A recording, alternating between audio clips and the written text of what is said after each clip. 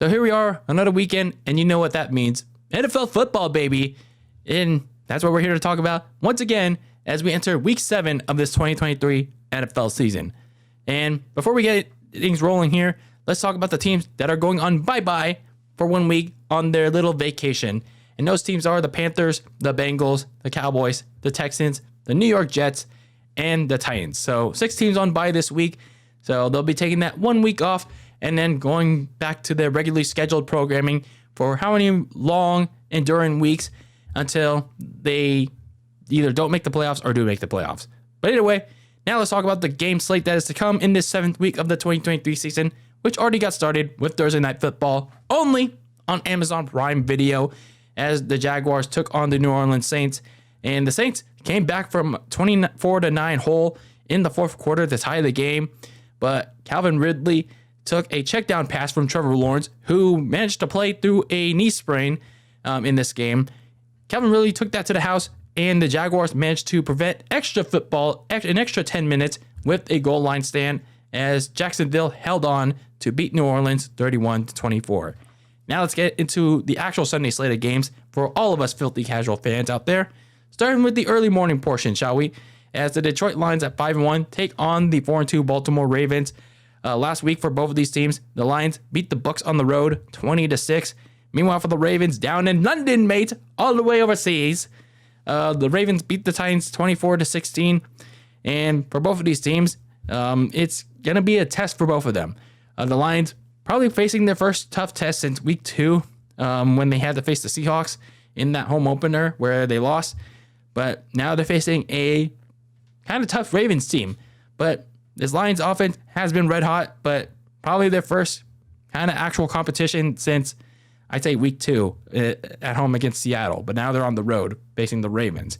Meanwhile, for this Ravens offense, they're still finding answers to consistently produce.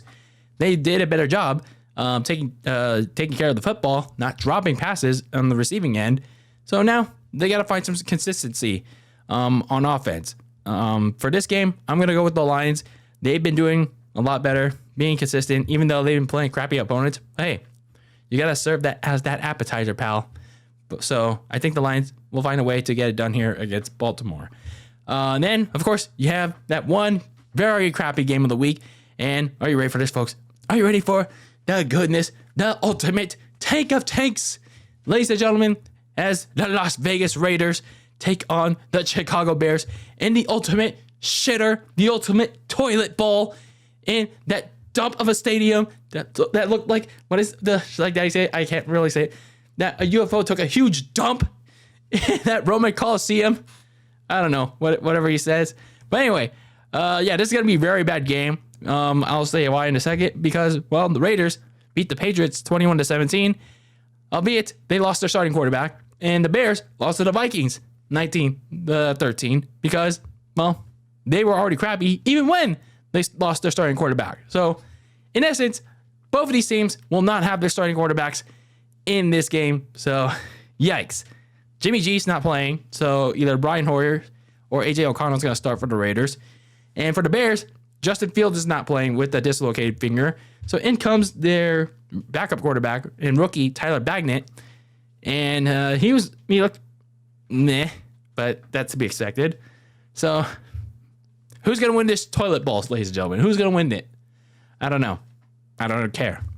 Let's go with the Raiders. The Cleveland Browns at 3-2 take on the 3-3 Indianapolis Colts. The Browns had maybe the upset of the week, or you could probably debate that with the Jets. But either way, the Browns had the one of 2 upsets of the week last week, where they upset the 49ers, the previously undefeated 49ers, 19-17. Meanwhile, for the Colts, they lost to the Jaguars 37-20.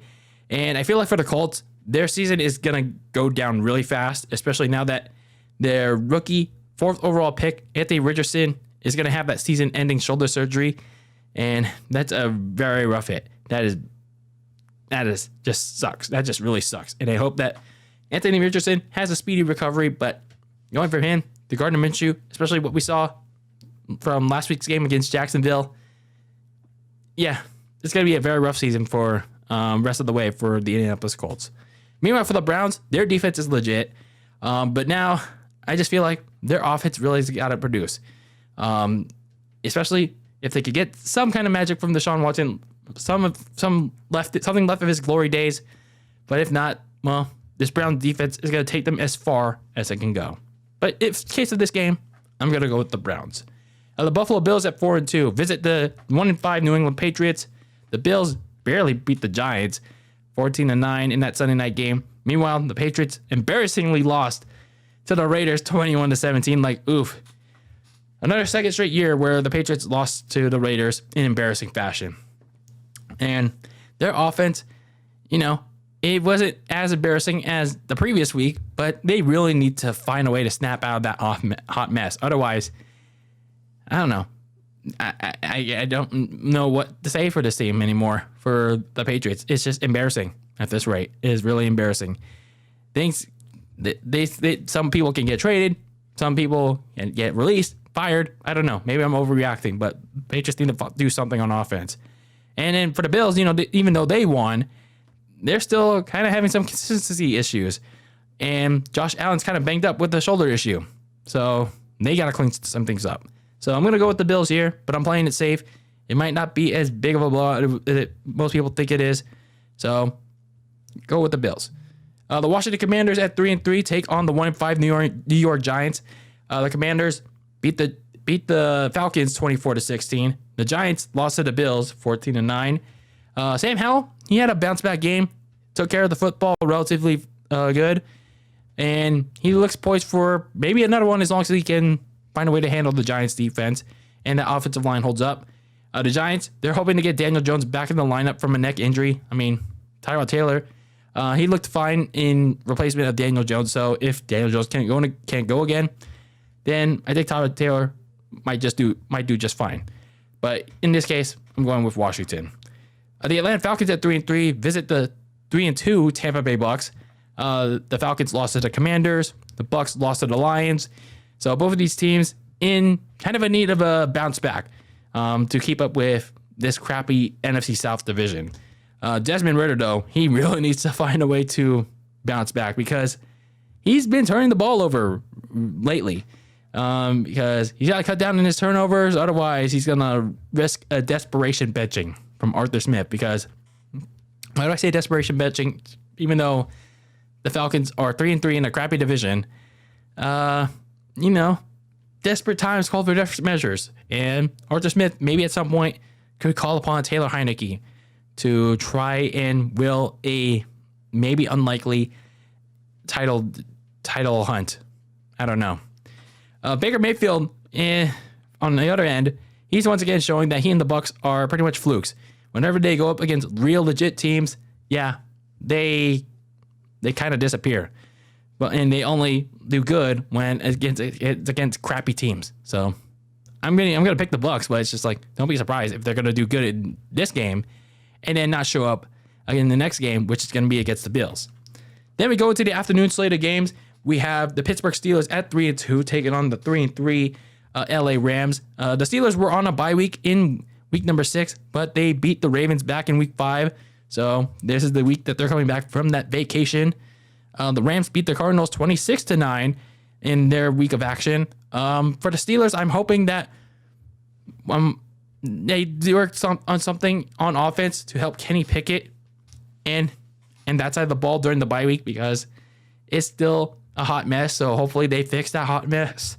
And then for the Rams offense, they still have issues of their own. They got to a very slow start in that game against Arizona. So hopefully they clean some things up too.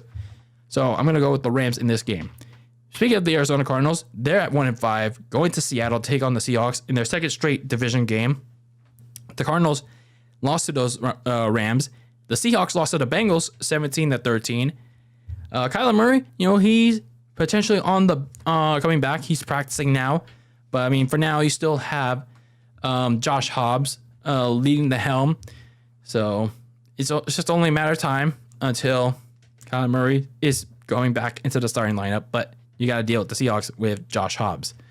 Seahawks, though, they got to find a way to improve their red zone woes from that Cincinnati game because, one touchdown was just bad. And not finding the end zone with multiple chances, not good either. And I think a game against the Arizona Cardinals could do just that. So I'm going to pick Seattle here. The Green Bay Packers at 2-3, taking the 1-5 Denver Broncos. The Packers were on a bye week, but they lost to the Raiders back in week 5. And the Broncos lost to the Chiefs 19-8 to kick off week 6 on Thursday night. So for both of these teams, yeah, they are in desperate need of a win. Jordan Love, he's had pretty bad decision making since that 2-1 start, and they've lost 3 straight. A lot of bad interceptions, a lot of time in the pocket, too long, taking too many sacks, and hopefully the Packers use the bye week wisely to help Jordan Love with this decision making. They really got to get back on track here if they want to try to make a comeback run for the division title against the Lions, or maybe even the wild card spot for that matter. The Broncos, they're really falling apart once again. Now, Russell Wilson is becoming part of that problem. So it's getting real bad in the mile high again. And for that reason, I'm picking the Packers. The LA Chargers at 2-3 take on the Kansas City Chiefs at 5-1. The Chargers expectedly lost to the Cowboys 20-17 because, they Chargers. And the Chiefs beat the Broncos in that Thursday night game.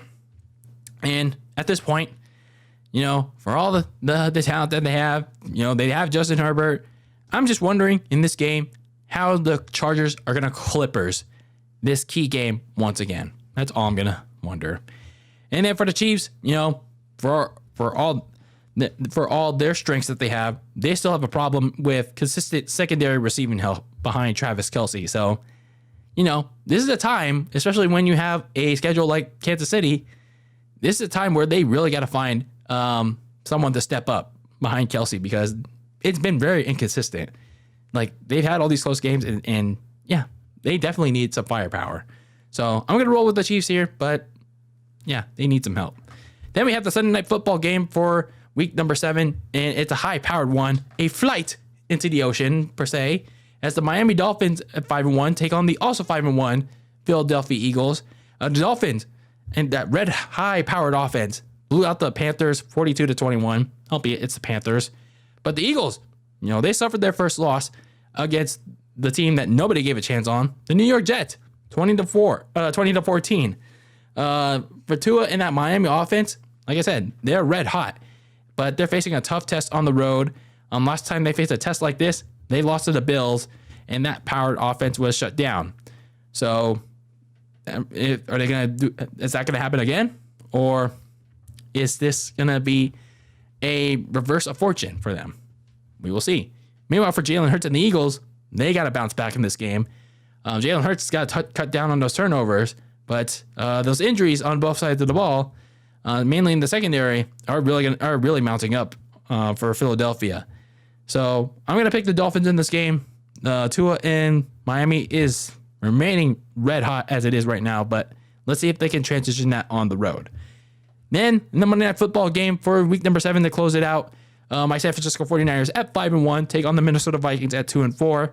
I'm going to talk about, as I always do, more about this game in my separate preview for my 49ers. They're coming off that loss to the Cleveland Browns 19-17, where they looked like the skid marks themselves. The Vikings beat the Bears. And yeah, it's pretty much, they got to bounce back. The 49ers simply have to bounce back from probably their worst performance of the season so far, all around, not just on offense, but on defense. The Vikings, they're looking for an upset despite their very bad turnover luck. So they got to find something there, pal. But in this instance, I think the 49ers, even if they don't have Christian McCaffrey, even if they don't have Deebo Samuel, they got to find people to step up, and they certainly will. So for that case, I'm picking the 49ers. So that is my preview. Those are my picks, my filthy casual ones for week number 7 of this 2023 NFL season. Let me know yours in the comments below, and who are you going with? Who are you going against? I'd like to know your thoughts for this week 7 slate that is to come this weekend. But anyway, that is it for me here in Very Cold Lasagna with another preview for the game slate that is to come. And until next time, keep that lasagna very cold in the fridge with your takes on the world of sports. And until next time, peace out.